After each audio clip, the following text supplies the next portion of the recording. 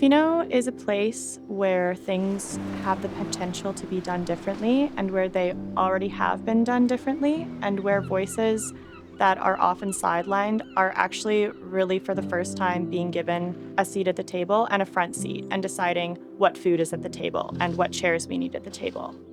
People come to this place and it's this pristine, picturesque, beautiful place, and that's definitely like a huge appeal of things, but I don't think that everybody visiting, and maybe not even everybody living here, recognizes all of the sort of conservation and restoration and stewardship that's going on behind the scenes to make this place what it is. It was Cloquet and Hausut Nations who set the scene for stewardship in this area to protect that old growth forest and like the place where we get our drinking water from. It really is the nations who are leading this stewardship work. Well, I was involved in Indian politics for 53 years. We stopped the forest because they were going to harvest 90% of the island. And what he was saying then to me was that it's dangerous in what we're allowing to happen.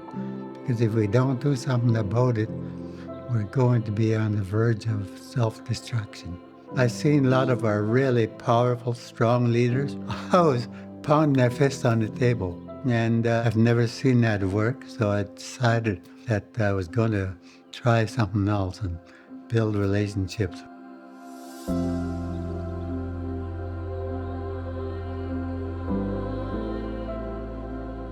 Clackamas Biosphere Trust is an organization that connects and supports many of the other organizations in the area. Nonprofits, nation-led organizations, and like the municipalities. It's kind of an organization that exists in the spaces between all the other organizations. As an organization that was co-created by the Indigenous and settler communities in the region 20 years ago, the mandates that we have are a UNESCO Biosphere region and a community foundation. Interestingly, having these two complementary mandates allow us to really see the intersections between community health and environmental health. One of the biggest challenges being in such a remote area with a small population, highly transient population, is the lack of reliable data. Census data does not accurately reflect the reality here, or even regionalized data that's like Central Vancouver Island. It's helpful, but it's not indicative of what's happening on the ground. So the Vital Signs program gives us inspiration and tools and capacity to actually hit the ground and go around to different members of the community, ultimately to weave together into this interdisciplinary report telling data that the community determines is necessary. So we have the framework from Vital Signs, which is really helpful, and then we have community members who participate in the advisory group to tell us exactly how we want the information to be collected and how we want the stories to be told. So it's really a unique grassroots process. In the age of big data, this is small data. I work as a youth coordinator in Ucluelet for the district, and then on the CBT I've been involved with their board and part of their grant committees as well. Vital Signs is a report that's put out by CBT. It's very regionally specific, and it's great to be able to use to sort of advocate for what our needs are, what the issues are in our region. Data is extremely important for applying for different grants and advocating for what our youth need in the region. It's just super important to try and get as local of data as we can because we are such a unique region. This is really done by community members, by community organizations who are all coming together and having a voice in the process, so it is really unique in that way. Tony, why is data important to the work you do? It's really important to show why we need the support we do. And I think that there's a lot of youth struggling everywhere, and especially in remote communities. Youth can often be forgotten. I think sometimes there's a lot of not allowing teens to do stuff in your community and wanting to keep them out of spaces rather than like looking at what spaces there are for them to enjoy and what funding are you actually putting behind that. Even though for so many people it's a dream place to live, for someone being raised here it can be like a very different experience. What type of data have you found to be particularly useful in your work? The surveying specifically of the youth at the high school is really helpful because you really do get like a large response rate, and so it is just like a amazing thing to have happen and to have visually like represented so well and so easily in the vital signs. It's very helpful.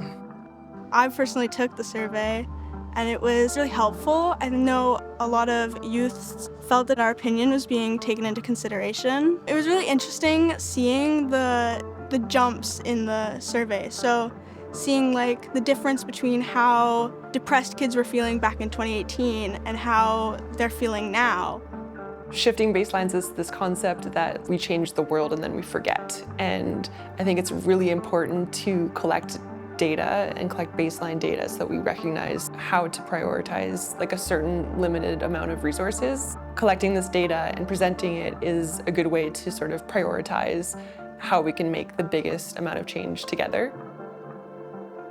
But there are a lot of pieces that really stood out as sustainability and infrastructure, and I think that just goes to show sort of how this community has sort of sustainability and the SDGs in mind when, you know, driving infrastructure changes at the sort of local level. CBT has been with us since the very beginning.